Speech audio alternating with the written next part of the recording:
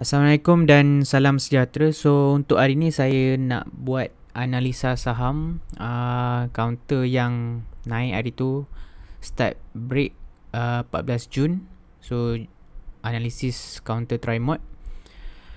Okay, so untuk Trimod ni first kali okay, kalau kita nak tahu probability counter tu boleh pergi jauh, so dia mesti cantik dekat longer time frame lah.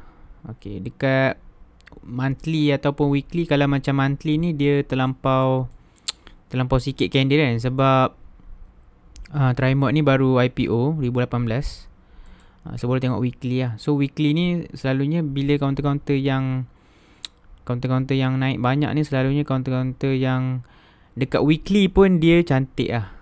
Dekat weekly pun dia stage 2. So selalunya counter-counter yang banyak naik. Kalau perasan sebelum ni high tech, so counter-counter macam ni pun dia still stage 2 dekat weekly dan daily lah. So dia ada dua stage 2. So kalau untuk Trimod, okay, kita study Trimod hari ni. Alright, so untuk Trimod, bila counter-counter yang baru IPO 2 ke 3 tahun, okay, dia punya potential grow dia tu best lah. So counter-counter yang buat kenaikan yang buran selalunya dia 2 ke 3 tahun, less than 5 years punya, dia baru IPO lah. So lagi, dia punya kenaikan dia tu lagi best. Boleh tengok contoh banyak lah sebelum ni, Mestron, Emulus, KAB, and then KHJ, apa, ada counter apa sebelum tak ingat lah. Tapi boleh tengok lah 2 ke 3 tahun baru IPO tu. So boleh tengok. Okay, untuk Mestron, first kali kita tengok weekly time frame. Okay, weekly time frame ni kita bukan nak trade weekly time frame, tapi kita kena faham dekat weekly time frame dia punya support dan resistance dia tu lagi significant dan strong. Okay, so that's why kita nak tengok dekat weekly time frame. Dalam masa yang sama kita nak tengok story apa yang dia cuba buat. Dekat weekly time frame ni apa yang dia cuba buat. Kita bukan nak trade dekat kita nak entry atau exit, kita based on daily lah. Okay, so weekly time frame ni kita nak tahu the whole story. Sebab kita kena faham smart money dia tak gunakan intraday punya time frame. Dia gunakan daily dan weekly. Selalunya lebih kepada weekly lah. Okay, so untuk Trimod ni, okay, kita boleh, kalau macam serabut boleh off MA. So kita tengok dekat sini, dia punya resistance dia somewhere around sini lah, lebih kurang dalam area 450 ni. Okay, kita agak-agak lah. So untuk horizontal support resistance ni basically memang kadang-kadang tu jadi, kadang-kadang tak, sebab kadang-kadang ada orang lukis kat area sini kan. So dia berbeza, setiap orang tu mata dia lain-lain. So tapi saya punya reference saya ambil dekat area 450 ni lah. Okay, so bila dah tengok weekly ni, okay, kita dah faham dah. Okay, bila dekat area sini kita nampak ada reversal pattern. So reversal pattern ni sebelum ni ada downtrend. So dekat sini ada reversal pattern. Reversal pattern ni kita kena faham lah yang untuk dia form, so dia lagi lama daripada continuous pattern. So kalau kita anticipate ataupun kita beli sebelum breakout, takut lama sangat lah tunggu. That's why phase 1 ni kalau boleh kita tunggu breakout lah. Alright, so bila kita dah detect dekat mana base 1, so kita tahu dekat sini ada test a few resistance. And then based on saya punya observation, selalunya counter-counter yang menjadi dia akan ada test resistance lebih daripada 3 kali lah. Selalunya dia akan breakout kali ke-4, ke-5, ke-6 macam tu. So lepas kepada 3 kali, kalau kita tengok dekat sini dia dah test. Dekat sini ada, kita tengok daily.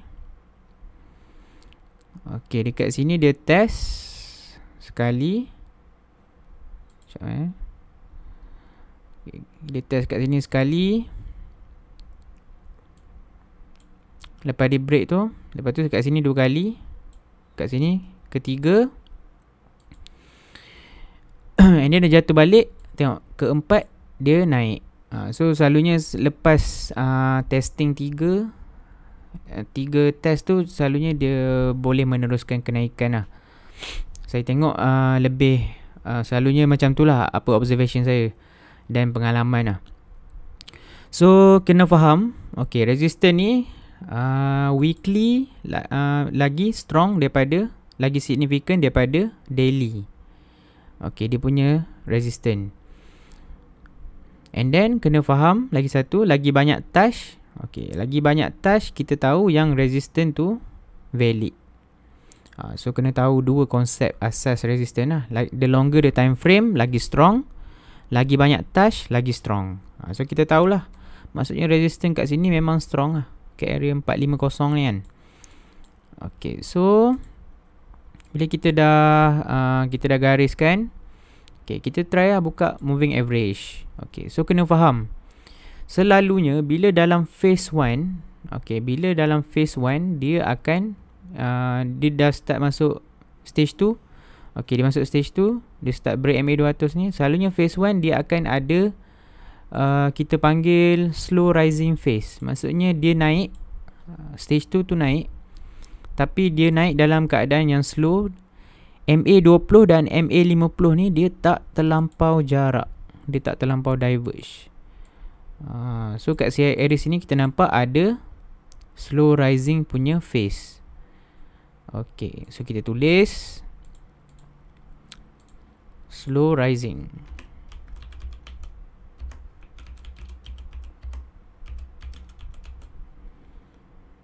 Selalunya dekat phase 1 kita akan nampak slow rising punya phase. Okay, seterusnya dia akan ada fasa dia nak markup. Okay, dekat area sini kita akan nampak ada markup. Okay, dekat sini fasa markup.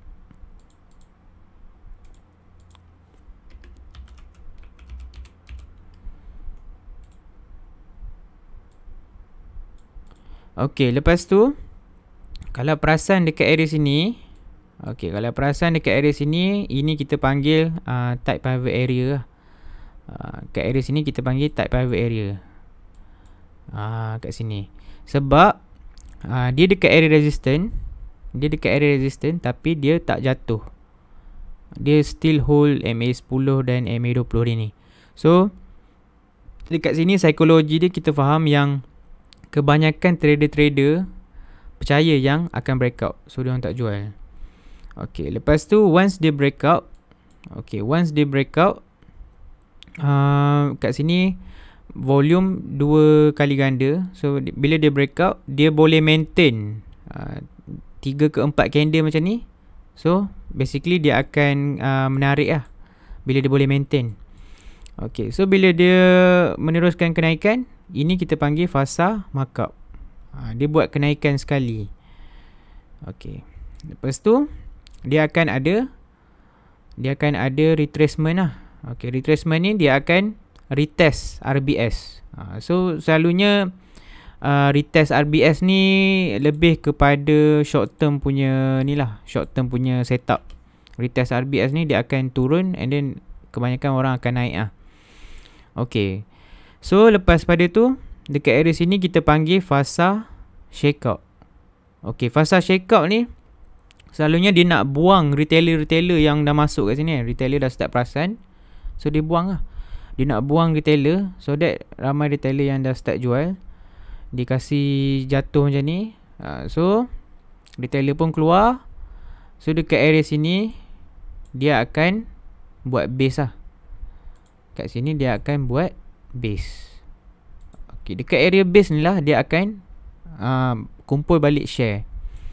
So kalau nampak kat sini ada hijau-hijau ni kan, ada volume pocket pivot ni, ada hijau-hijau ni, basically dia tengah mengumpul. Smart money tengah mengumpul. Dia dah buang retailer, so dia nak kumpul balik share dia untuk dia push markup dia. Selalunya smart money dia akan masuk dekat area-area base ni lah. Macam mana kita nak detect base guna moving average. Moving average rapat to each other. Okay. So macam mana kita nak tahu possibility sesuatu counter tu dia ada higher probability untuk dia breakout. So dia akan ada, kita panggil weak hand punya shake the weak hand punya phase. So shake the weak hand ni selalunya fake breakout dan juga ada shakeout. So dekat sini dia test. Okay, bila dia test ni, okay, kalau tengok dekat weekly pun dia cantik.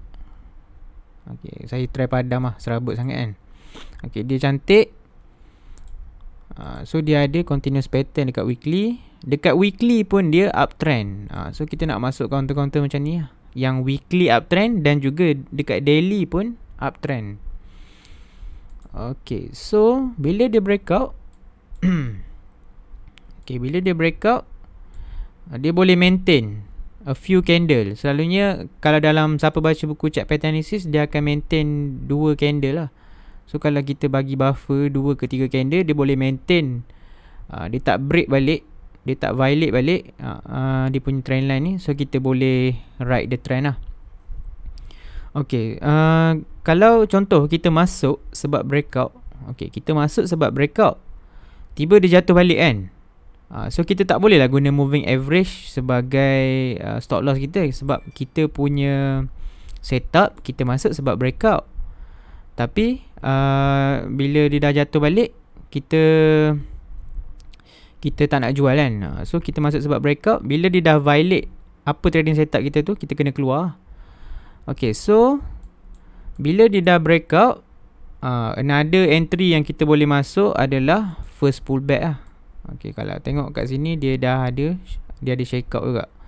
Ada hammer yang dia test MA50 macam ni, and then dia naik balik.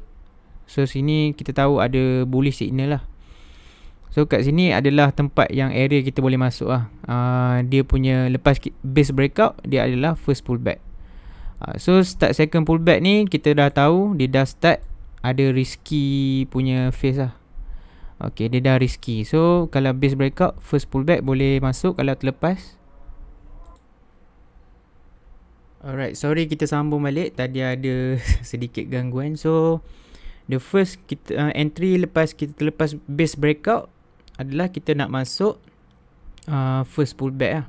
Second pullback ni dah start risky sikit lah. So possibility nak naik tu sentiasa ada, tapi kena faham lah, pullback ke short term moving average MA10 dan MA20 ni adalah risky punya trade lah. So kalau 20 ni still okay lah, tapi kalau MA10 memang quite risky lah kalau macam ni kan. So dia still ada, kita nampak consolidation macam ni. So dia ada pullback and then dia ada rebound ke MA10 ni, and then sekarang lebih kepada ada candle yang bearish macam ni, ada a few rejection. So nampak volume pun tinggi, kita tahu sini adalah sign of weakness lah. So probability dia untuk dia consolidate ataupun pullback tu lebih tinggi. So kat sini kita tahu lah kita punya risk dah tinggi.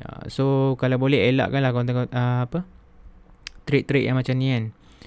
So try study. Okay, pastikan kita detect base, kita tengok weekly, kita tengok story dia. Lepas tu kita pastikan uptrend weekly dan daily, and then boleh study lah untuk next future trade. So itu saja untuk perkongsian analisis saham TriMod Jun 2021. That's all for me. Thank you so much. Assalamualaikum.